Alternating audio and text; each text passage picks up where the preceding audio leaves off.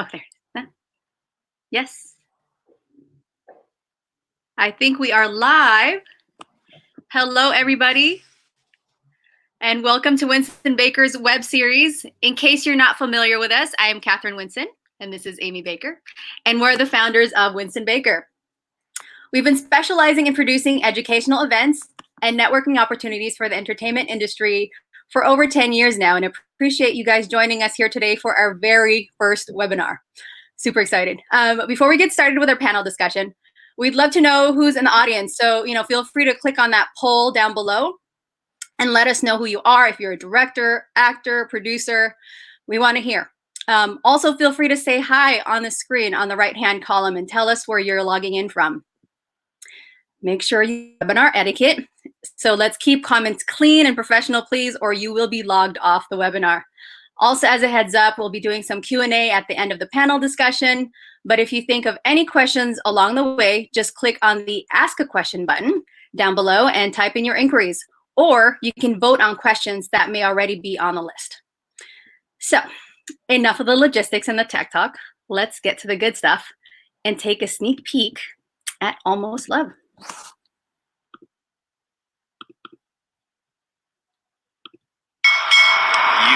have changed my life. Have you seen the details today? Markland looks like the truest form of a Kennedy. Yeah, one minute we're all working at TV2, the next minute he's famous. I'm obsessed with Phillips. Oh, thank you. Can I grab you for a quick shot? Oh, no, just Markland. Just get married. I'm not taking his money, Elizabeth. It's not taking money when you're married. It's called sharing. Two men together is tricky. You're in a partnership, for God's sake.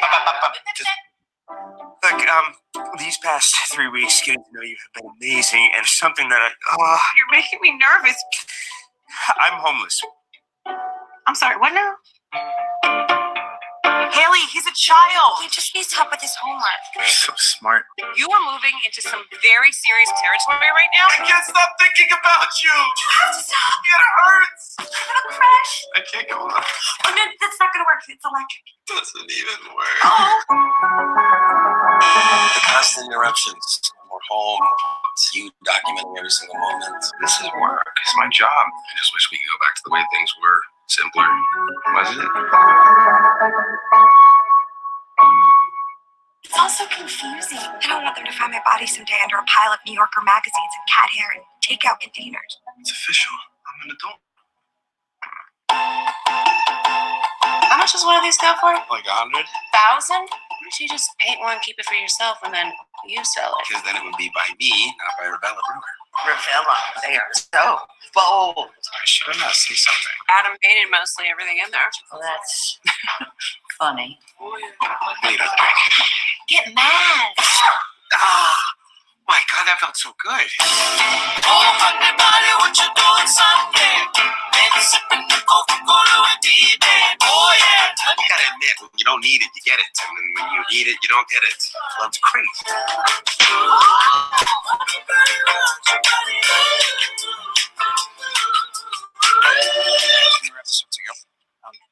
Sure.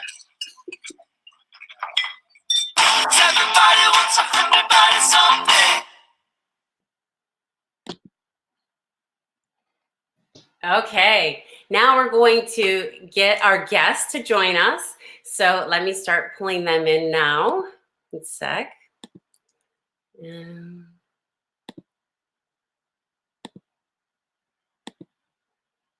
Okay.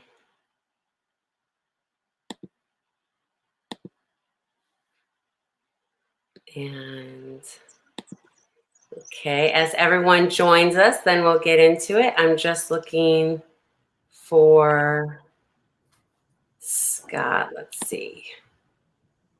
Here we are. Okay.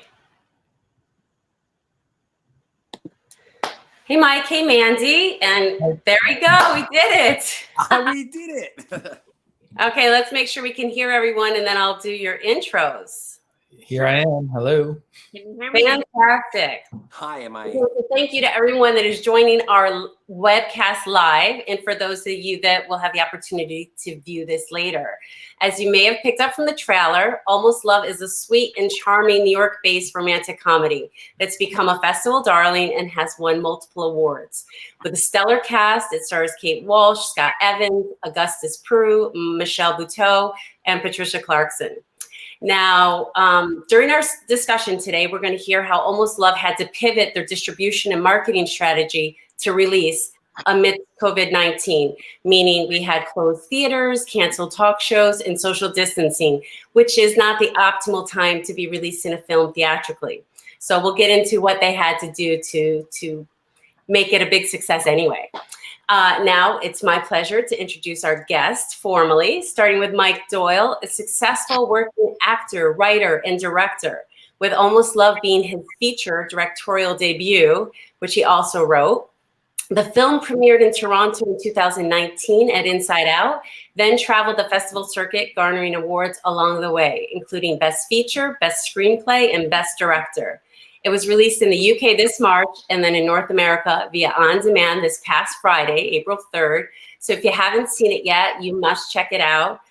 Mike's first film, Shiner, a short starring Amy Ryan, premiered at Tribeca and launched his directing career.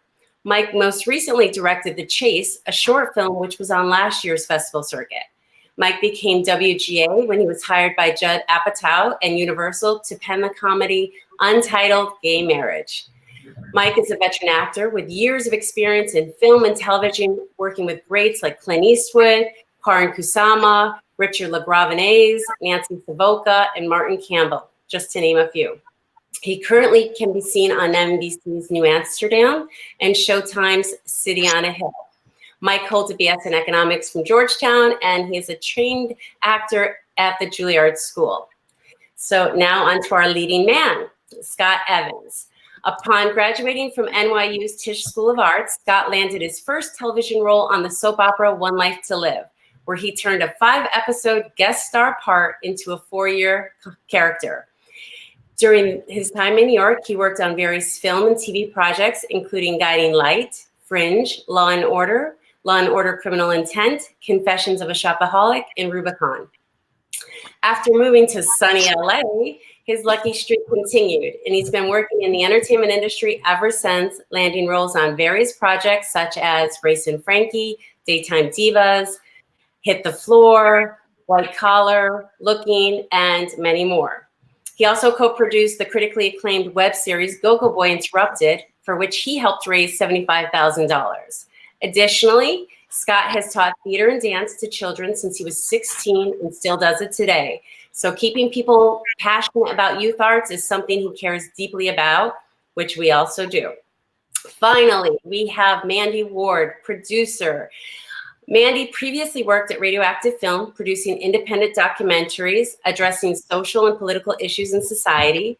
Notably, titles from her time there include We Will Not Die Like Dogs, Palestine Blues, and Pennhurst. Mandy works in various capacities on the physical production of feature films, scripted television series, reality, and recreational TV series as well. In between her production work, she works tirelessly finding and developing intellectual materials for feature film, documentary, and TV spaces. Mandy lives in New York City. After a long run on the Emmy Award-winning recreational crime show, A Crime to Remember, she produced 2 feature narratives, The Man in the Woods, starring Sam Waterston, Mara Ireland, Odessa Young, William Jackson Harper, and Kevin Corrigan, and of course, Almost Love, which is why we're all here today.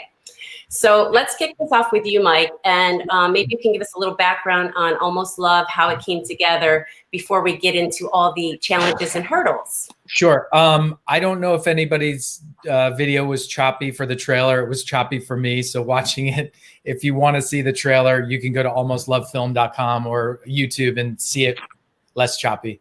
So the film, I started writing it in 2016. And in 2017, the beginning of the year, I decided that, this is the thing that I wanted to do. And gosh, it's such a tough question because there were so many steps along the way.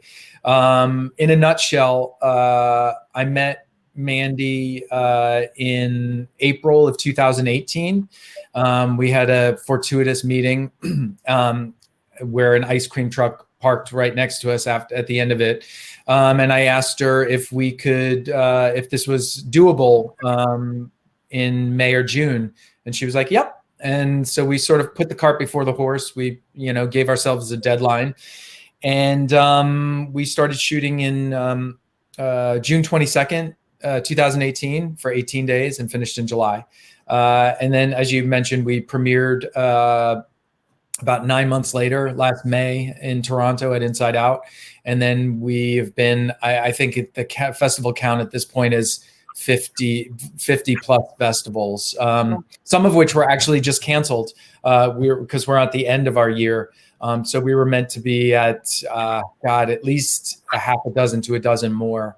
And those have been canceled. Okay. And Mandy, maybe this is a good question for you, which deals with about the financing, about putting together the financing, especially with such a stellar cast. I mean, we'll get into cast shortly, but I feel like with Patricia Clarkson and Kate Walsh, and of course, Mr. Scott Evans here, how was it trying to get the financing put together? Actually, I'm going to let Mike answer that question. Oh, okay. I was more involved in that capacity for this film, so. I cobbled together all the financing, and that was I worked on the Clinton campaign in LGBT finance towards the end. So I worked with some of the top fundraisers in the country for political causes. And because it was LGBT, I thought there might be some crossover with their donors who were mostly political donors. And so my friend who I worked for put me in front of two gentlemen who are executive producers on the film now, who gave us our first bits of money. And then it was piecing together chunk after chunk after chunk. But none of it was cast contingent. We were very lucky. We did have some attachments, but I hate to say it,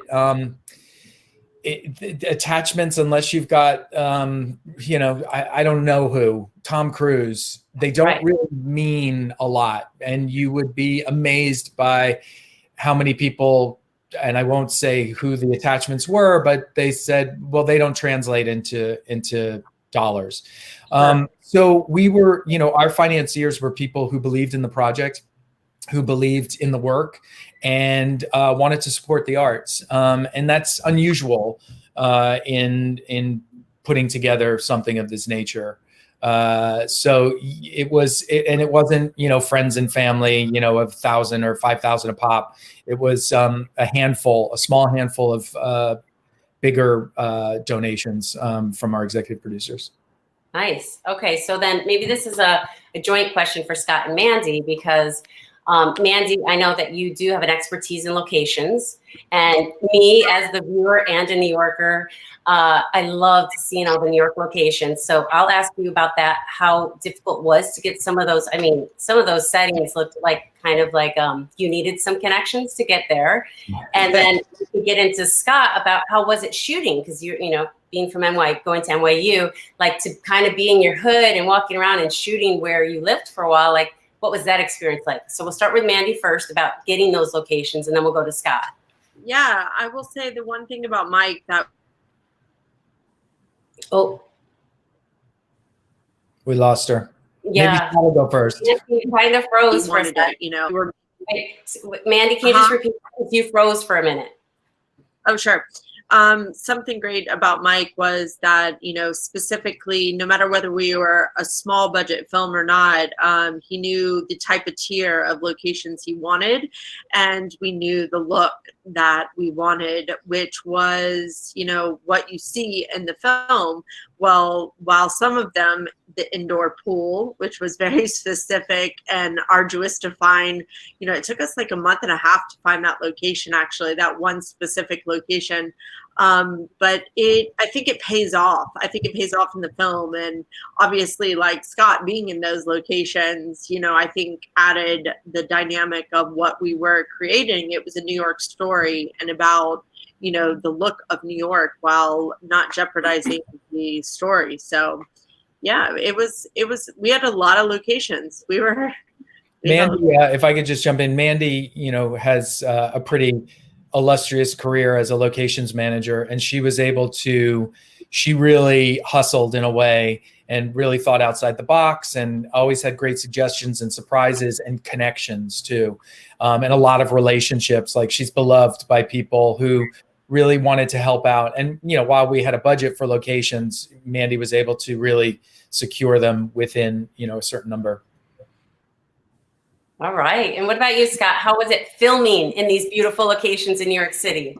I mean, I live in Los Angeles now, but I lived in New York for 10 years. And so getting a job that brought me back to New York for a month was sort of like the greatest thing that could have happened, because it was sort of like, oh, I get to go back and kind of live there without living there. And I mean, granted, it was the summer, so some of the locations, you can't avoid the heat when we're riding the bikes outside. And I will say, you won't expect to find hills in New York a lot of places, but we managed to find the hills up in like near Hampton House and 40th Street, and it was pretty hot that day. But being back in New York, it was fantastic. And between the art studio and the apartments and the houses that we got, it all kind of the locations really just helped make it feel like such a New York film.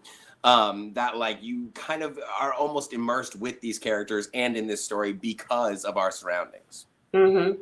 I bet that also helped to pull in some of the talent that you had, because people wanted to, not just because obviously the story is very sweet and compelling. So people are like, oh, I love the script. But when they're realizing I get to film in New York, and, there's a lot of people in there that we relate to, like even Patricia or Kate, to be able to film in their city basically must have been a nice thing. I think absolutely. I think a lot of the, especially like in Michelle too, Zoe, like they're all like New York people. So like me getting to go back there being like, I'm from LA, but I lived here 10 years. I know these stomping grounds. Awesome. So now and maybe this is you, Mike, and then you can spin around, but we're going to get into what you've had to do to pivot because of COVID-19 on the release of the film. But what was the original marketing strategy and plan?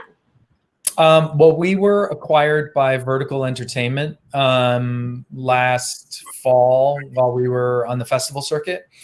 And we always had what is called, I'm sure people know of it, we were day and date. So that meant we were having limited theatrical with simultaneous streaming. But the strategy was always very focused on the streaming. Because theatrical is notoriously very costly. You have to spend a lot of money to see any sort of return. And because this is a small movie, we weren't going to be advertising on television. We weren't going to be, putting our poster on a bus stop or anything like that. But we were going to be in New York and LA, limited theatrical. So that disappeared. And that was a real bummer because, we're going to have a New York premiere. Fortunately, as I said, we were in a lot of festivals. So we had the opportunity, the three of us, to see the work projected on a huge screen, some of the best screens, like, at the TIFF Lightbox, like just unbelievable with, 400 and 500 people. So we had, and because it's a comedy, it lives really well with an audience, but we fortunately had that experience. It was sad to let that component go, but the silver lining is, people are in need of content and they're in need of something to lift them up and make them laugh and remember how we're all connected. And so hopefully that's the silver lining, and the movie will reach its audience in a unexpected and different, but also wonderful way.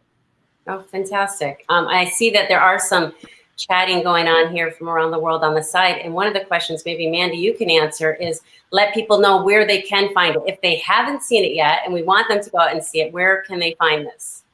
Yeah, they can rent it. It's cable and movies on demand, Fandango Now, iTunes, Amazon, Google. But yeah, you can find it anywhere on demand right now.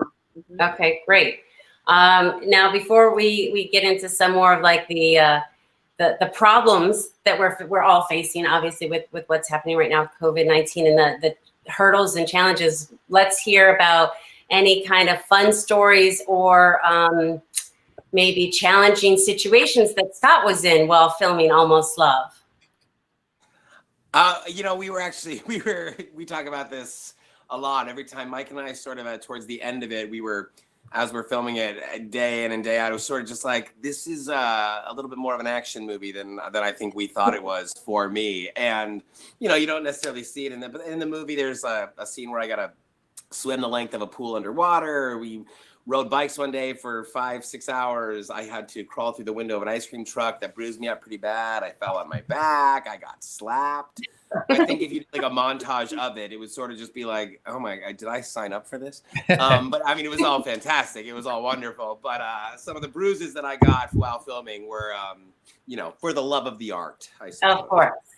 Of course. Were there days that you showed up to set and all of a sudden the set, because I remember Mandy saying something like, we're scrambling because our location, like you couldn't use the location or something. So you had one of the best stories, I will say, one day Mike and I were chatting and there was supposed to be there's a scene in the movie where I'm moving out of a house, and the scene was supposed to have me falling onto a breakaway glass coffee table, and whatever happened, we couldn't do that, and we couldn't make it work in the location that we were in. And so the night before, Mike and I kind of went out to just grab a drink and sort of figure out what we could do in that scene instead. And we got on the topic of, I was like, well, I was a dancer for 10 years. I'm pretty flexible. I can kick my leg pretty high. And so it turned into me just kicking my leg up and falling on my back. It's you'll see when you watch it. But, we worked with what we had. And apparently my flexibility was what we had. It was great though. And, because Scott and I were really, because we the location we lost, and we also needed a location that was closer to New York because Kate had to fly out to Toronto and we only had her for a certain amount of time. And Scott and I were just trying to figure this out. And Scott said he could kick. And then I was like, maybe it's, a Charlie Brown Lucy moment. And then I sent him videos of people getting the wind knocked out of them when they fall. So Scott was always game, always up for an opportunity for him to beat the shit out of himself.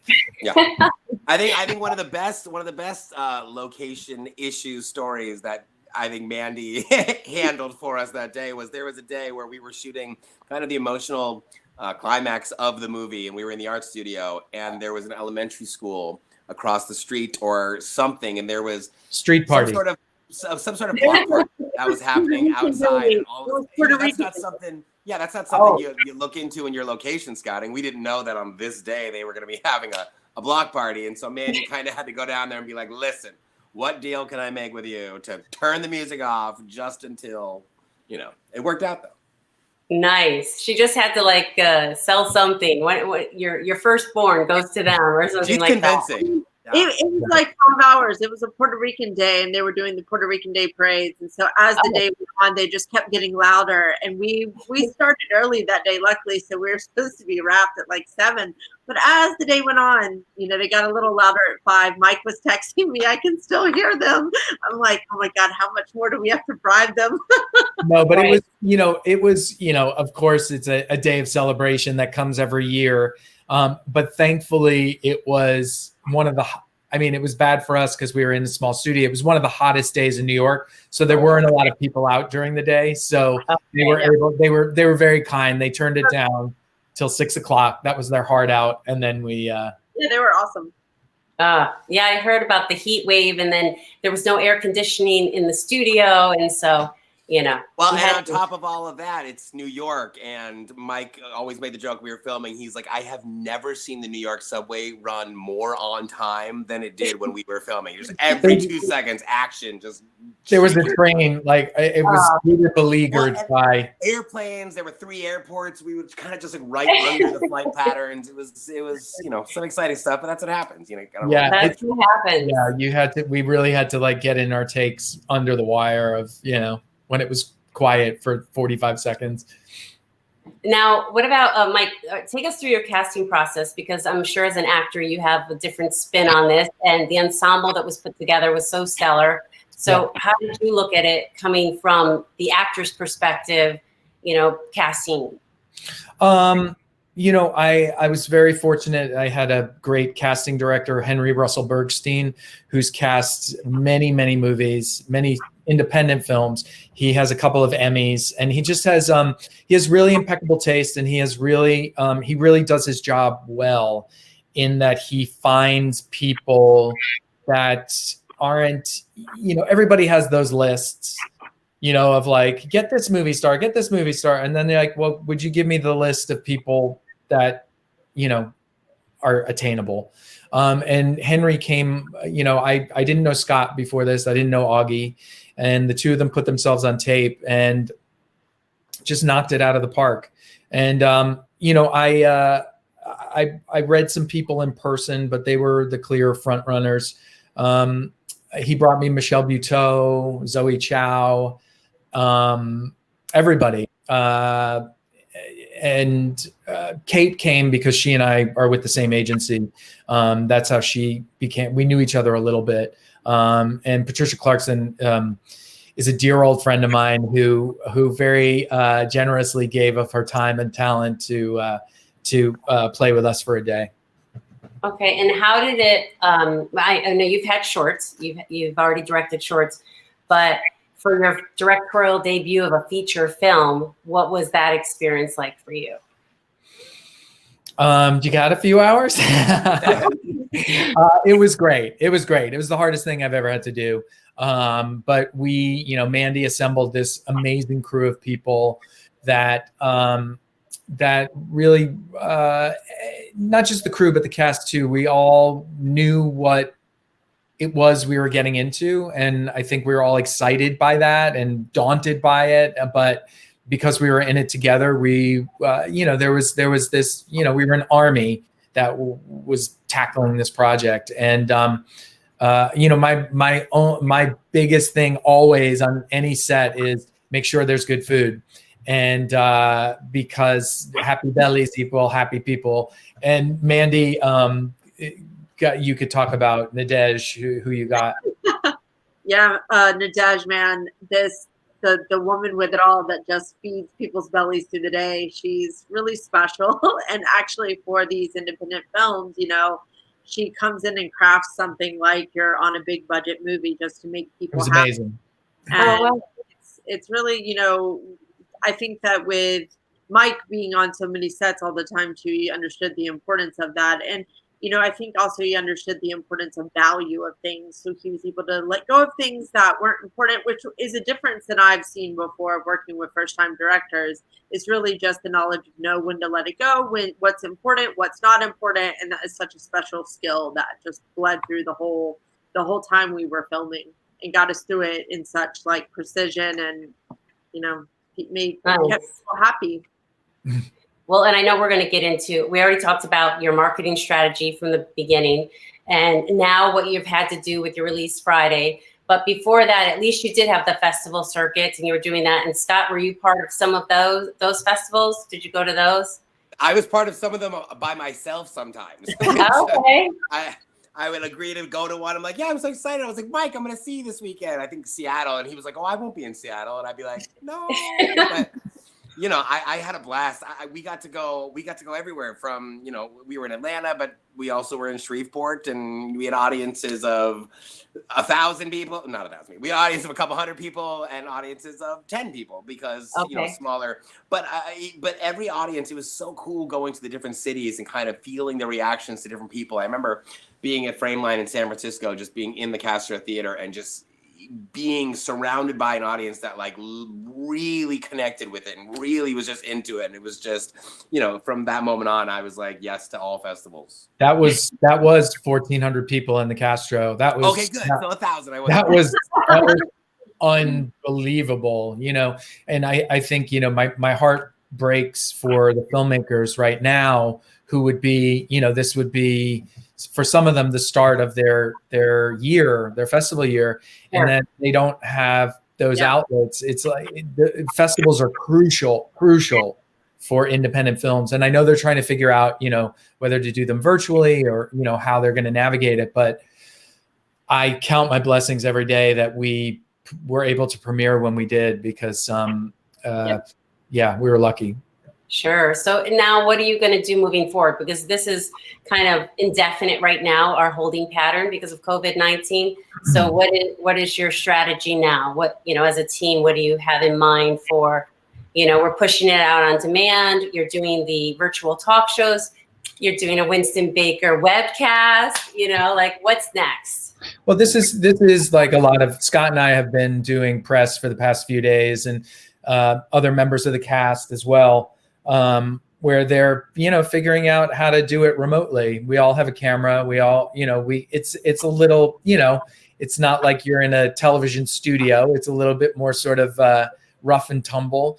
But, you know, that has been, you know, Kate was supposed to be on some pretty major outlets, national outlets, which hopefully can happen later in the run, just because we'll still be out there.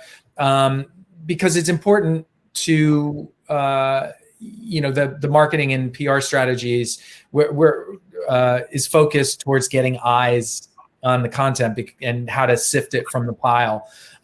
We have a great gentleman named Rob Fleming from Prodigy, who's our PR guy, and he just is constantly thinking outside the box, and he's you know, he's getting as many outlets on and their eyes on the film as possible. Great. Okay. So before I think we're going to start, the questions are starting to come at the bottom here. We'll reach those. Why don't we just go around though? We'll start with Mandy, Scott, and with you, Mike, and just talk about what you're doing now during the time. Like, are you writing? Are you, you know, what are you doing during this time of quarantine and social distancing? What's keeping you busy and creative and inspired? You first, Mandy. Okay. Well, this has been keeping us pretty busy, actually. I'm very thankful in a certain way, because I can't imagine doing this while something else and being able to put the attention that it needs and the attention it deserves, because, you know, a lot of hard work in these smaller budget films, and, you know, people scrambling to kind of stay afloat. But I've been really thankful to get to really experience and really put the time and energy into kind of getting to go through this process while we're all at home. It's very different, but I think just as gratifying. So this has been really my main focus for the time being, and will be for, you know, I mean, it takes an army to get this thing out, and you can't stop now. That's the thing that people don't realize. It's just not the end of it. It's kind of the beginning of our process of being out into the world. So that's what we've been doing. Fantastic. What about you, Scott? You know, it's funny. I'm very thankful for all this press that we've been doing, because it's kind of giving me a little structure to my days. It's making me take showers.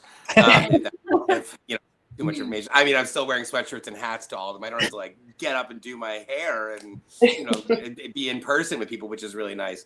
But I think in the beginning, when this was all happening and I was at home, I started feeling a lot of pressure to use every minute and to use the time, and what am I writing and what am I creating and am I doing things? And I think I got to a point where I started reading some people say things that, like, you know, it's okay to kind of just like take this time to take the break and to not force yourself. It's, if you are sitting at home and you are not being productive, I think it's okay. I think it's okay right now. And so I don't know that we're going to be back to normalcy in the near future. So I think there's still time to get some creative juices flowing, which I think I will at some point. But yes, having this has been the structure that I needed for now. Other than that, starting to do my Beachbody on Demand app, and we all are. We're secretly doing that. right. I'm working on my winter body. You can just sit on your butt. You're working on your winter body. Yeah, I'm working on my winter body. It's this has been most of my focus for the last 4 years. But really, a movie doesn't just arrive at its release date without constant attention and notice. And it's hard I find it hard to switch from like work mode, producer mode to creative, to start new projects. I really have to carve out the time, because once I start getting on calls, once I start, getting into outreach, it's my creative brain just goes down the toilet. But, it's there, as Scott said, there will be time for that. I'm very fortunate that, I'm so grateful that the movie's out, as a filmmaker, you want an audience for your film, and we have that audience, and that is not taken for granted one bit, nor is it diminished by the fact that we lost our theatrical component. We're lucky. We're really lucky. So, Well, that's great. Let's get to some of these questions. There was a comment on the side, though, that said, as a festival artistic director, thank you, Mike, because he liked the shout out about the festival circuit being so important. And all right, so let's see what these questions are. We have, okay, the first one. What do you like about serving as director on a film project versus being an actor? And do you think your acting experience informed your directing and or helped make you a better director? That's a great question. I've had the benefit of, I sort of joke that my career as an actor is like the whack-a-mole of actors. I just sort of pop up different places. You're like, oh, he's done that. So I've used that as my film school. I had the benefit of, working with some really great directors over the years and just watching them. And I've worked with some not so great directors and learning from those lessons. I think, one of the important things that you do as a director is figuring out how to lead a team and instill confidence and inspire people and let them feel that they have a safe space to create, to experiment, to fail. And I always told Scott, I was like, I have your back. Like, feel free to make bold choices. And because I won't leave you hanging out to dry, because I know what that feels like as an actor. So I hope I was able to, take some of that experience as an actor.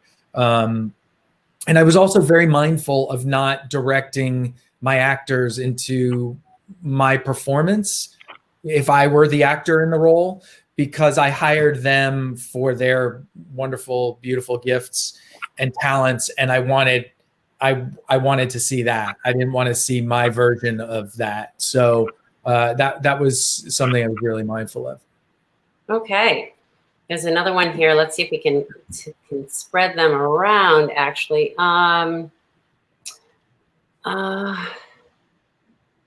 Okay. A couple questions about the budget. Are you willing to share the budget?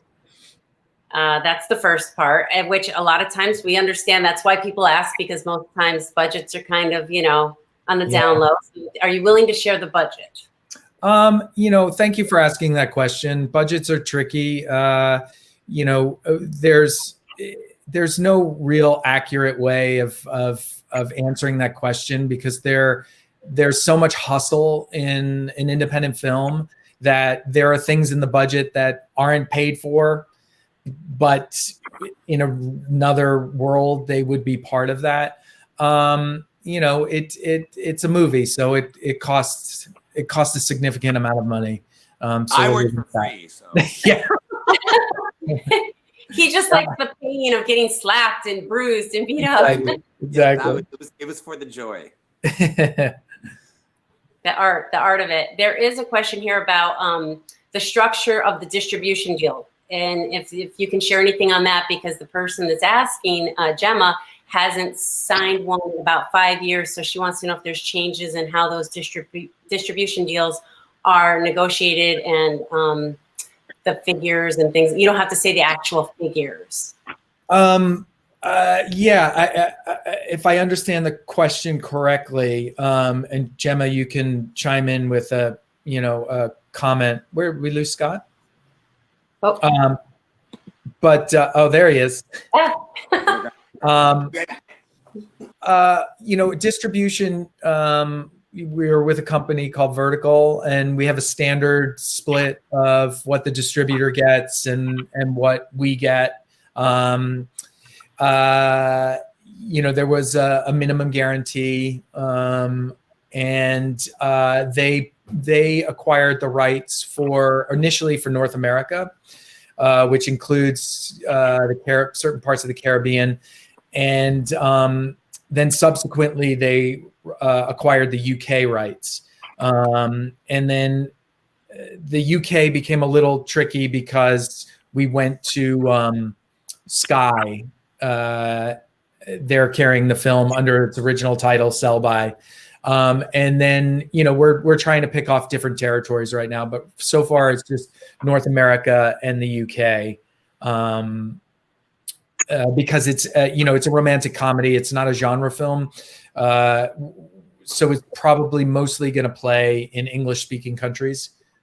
Okay. There are a couple questions on here about the LGBT community. And so, and maybe this is also a question, and maybe it's for you, Scott. And I don't know if you've already been asked this in interviews, but do you look at the material and say, because I did see an article, Mike, where you said that you made a comment, something like, you're tired of people being praised for playing a gay man or in a gay relationship. Like, can we just have a gay man play this role? There's many actors, they could be gay or straight or whatever. And I love that. But Scott, do you find yourself going towards material that you relate more to, or just you go by script? What is your process? I mean, it's hard to talk about without getting too angry or saying something that's probably inappropriate.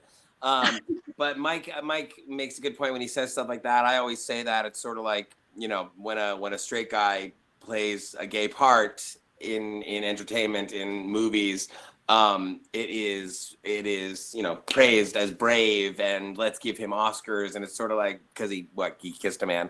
There's more to their performances obviously than that. But I think casting gay actors or out people in the LGBTQ plus parts right now is super important. There's a real big difference in the amount of material that's out there and amount of things. And so when I look at something to go and audition for, it's not even like I can even look to connect anymore, because they're not bringing gay people in for straight parts. It's kind of I used to, and now that they're almost letting gay people play the gay parts, it's like that's all we're auditioning for. So until there's some sort of equality between the material, it's hard to be excited about auditioning. But when you get a script like this and you see somebody like this, like, and have a director like Mike that wants to cast an out actor in the out role, it's what makes it exciting. It's what makes you stick around, I guess. Yeah. I wanted to not just out actor in the out role. I wanted out actor in the romantic lead role, in the two romantic lead roles. And I know it's and I'm not saying only gay actors can play gay parts and straight actors straight parts. I'm not saying that at all. But I just think it was important for this film to do that. And also, like, the limitations under which we were working very fast. And Scott and Augie were able to bring something to the table in their life experience that I don't know if we could have gotten as streamlined and efficiently as we did. Sure. I remember back when Mandy was first telling me about the project, and this was after you had finished filming it. I don't think it had been edited yet. And I just kept thinking of it, oh, that's wonderful. We have, the romantic leads or a gay couple, and how great is that? But then when I finally got to see the film, I was like, it's not just about that. That's amazing. But there's so many other relationships between the friends, between other partners, between Michelle Buteau's character, and that's hilarious, that whole interaction. But so yeah, I didn't look at it that way anymore, as this is like an LGBT film or anything like that. It was a romantic comedy that has all different types of relationships. They've called us LGBT adjacent, which okay. I think is a good thing, because it's a different kind of LGBT film in that it's about relationships, and I wanted to just show the universality of being in a relationship with someone. I think I'll just add on to that. I think there's some sort of stigma behind LGBTQ films. It's funny, like when I was scrolling through either Netflix or On Demand the other night, there was like a category for it. And it's sort of like, when I see the categories for drama, it doesn't say straight drama. So it's kind of like, it kind of like stings a little bit. But I grew up watching The Notebook. It helped me learn what love is. I don't see why people can't relate to anything. And especially this movie, there's no amount of it that's sort of like, it reminds you all the time it's a gay couple. It's a couple, and it's a group of friends, and there are people that everybody can relate to, and it's sort of, as Mike said, the universality of love and of relationships that anybody can relate to. It doesn't matter that it's two men kissing or. And I think the one thing that Mike and I specifically have been told over and over again is when people do watch the movie, they want to get to know these characters more because they love all of them, and they love them together. They love their support of each other in all different capacities of what relationships actually are. And so it's really nice to see people that want to spend more time with these characters. So, right, and actually, that's a good question. Is it something that you would explore, and I'm not even saying like sequel, like something episodic, so we can see more of these people's lives? And, do you ever explore that, or have people asked you about that? Are you writing it as we're in quarantine? Funny you say that. Yes, we are very much exploring that and very actively looking at that. Okay, that's fantastic. I'm worried for Scott's health and bodily harm because it seems like you're going to have to top what you've already done. Listen, Scott will do anything for a paycheck. Okay. All right, let's see if there's anything else here. How did the minimum guarantee come about? In my experience, MGs are often cast dependent and especially difficult to secure for films with a modest budget. The MG came from the distribution deal. It wasn't based on financing. So we had the film. So I'm not sure if I understand that question correctly. Yeah, it's let's see here. Stefan did not elaborate. That was just basically, they were just asking how it came about. Oh, so maybe Stefan, are you thinking that it was minimum guarantee of financing? Or it was we got our distribution deal after we made the movie, and after it was on the festival circuit. So, the risk on the distributor side is certainly mitigated by the fact that we had a feature film that was done, because many films sadly don't make it that far. Very true. There are some other questions, and obviously you can look through and see if there's anything that you want to respond to right away. But there is a director on here that is filming an LGBTQ themed drama and trying to raise money for it. Excuse me. It's set in a country that he's not going to say, but there's penalties for being gay. And so he's creating a short to put out there and shoot it here in the USA. For safety reasons. He's concerned about the authenticity at this stage, also hard finding finances because it's a dark story about the reality of being in a country where trans is outlawed. So I don't know if there's really a question there, but there's a lot of people that definitely have a connection and feel like, they want to get these stories out there. I think, Scott and I learned, and Mandy and I learned on the festival circuit, there is you know, I think that the shift on the LGBT circuit certainly is there's a large space for trans stories, and quite a few amazing movies that are coming out. One from Latin America, I forget, or South America, but you might want to each of film festivals like Outfest, New Fest, Frameline, Inside Out, they all have resources for filmmakers who are in, I'm not saying money resources, but certainly they can guide you towards, you know, people who are doing what you're doing while you're doing it right now. You know, financing for any movie, even if it's like, you know, a hole-in-one script is impossible and hard and challenging. So as long as you believe in the story, you will be able to find that money, I believe. Okay, so let's wrap it up because I don't see any other questions coming in right now, and I don't want to keep you guys here when you could be, you know, doing something else cool during your quarantine right now. But Like, please don't go.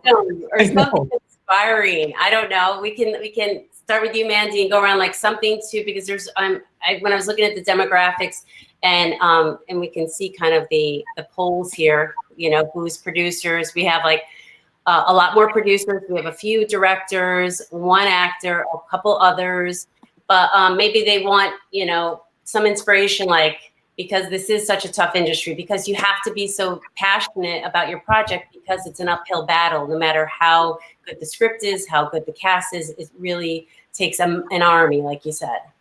Yeah, I think for me, especially with this process, and luckily Mike and I were on the same page from the beginning, from when we met, is don't let people tell you no. We knew we had something good.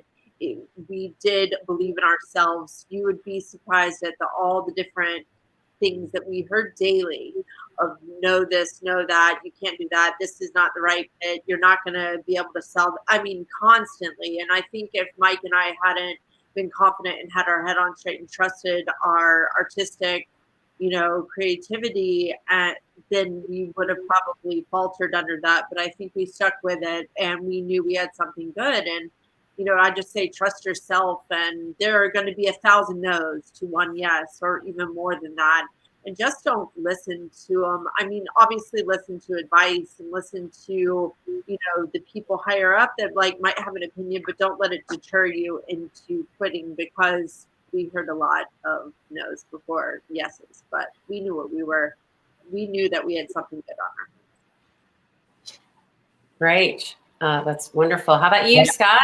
Yeah, I think tagging off of that, instead of finding the people, like, you know, the people that are going to say no, they're always going to be there. But there are going to be those people that say yes, and we can also do this. And I think the team that was put together for this movie was also so important, and just getting it done and making it feel like we were doing something important, and still feel like we did something important. Between the sound, the props, everybody that was a part of it, it was just, we became this little family. And when you're doing something that's, you know, a smaller budget, and something that's in a tight schedule, and something that is in, you know, hot locations, it's important to have those people around you, as opposed to, you know, you don't necessarily have to get the most expensive or the most experienced. And I think we created this nice little family, and I think that's a very important thing to have around. Wonderful. Yeah, I think, you know, Mandy really articulated it, and it sort of circles back to your earlier question of what did I learn as an actor that helped me as a director and a producer. What I learned is I live a life of rejection, you know, or I do. I mean, you know, for, you know, the career that I've cobbled together as an actor, there are literally a few thousand auditions that were just, you know, and people say no all the time, and they have different ways of saying no. And with the film, you know, you follow every lead down to the, you know, just hope you're going to get that yes. And most often it's a no, and you say, okay, I'm going to take my bag of goods, and I'm going to bring it you know, somewhere where someone's who believes in it, but that takes such a thick skin, and it takes such perseverance, and it's hard, and it takes a lot of time. You know, we're talking about something that's in the world, and you know, I know from the outside, because I've watched things like this of people who've done things. They're like, oh my God, it's so easy for you because you just, you know, you thought about it, you raised the money, you made it, it went to festivals, but it was impossible every step of the way. It was so hard.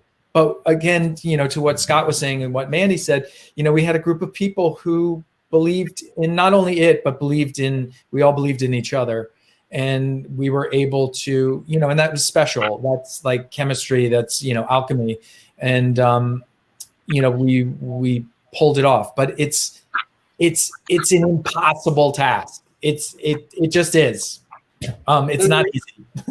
And I think you see that energy on, just like Scott and Mike said, I think you see that energy, that family on screen too. I feel like with Mike's leadership and like through it all, and as Scott said, you know, really, I feel like films have karma, and this one has a good one because of the relationships and the family that was created on it. I've never had a better experience. So. Oh, well, thank you so much from Catherine and I. Thank you so much for joining us, Mike, Scott, Mandy. Thank you everyone for tuning in to our first web-isode, our web series, and continue to watch Winston Baker's web series. We have many more coming up. And if you like what you saw today, you want to support us, put more webinars together for the independent film community, click the donate button. Yes, this is a commercial. and join us again. You know, we have a lot of different kind of conversations coming up, and we were thrilled to have the director, the lead actor, and producer from Almost Love today. Thank you so much, everyone. And can I just do a little pitch? Just Sure. It's almostlovefilm.com, and you can buy or rent it on all platforms. I put it in the chat. So if you're looking for some love and laughs, we'd love to share it with you. So thank you. Thank you, everyone. Thank you. Bye. Bye.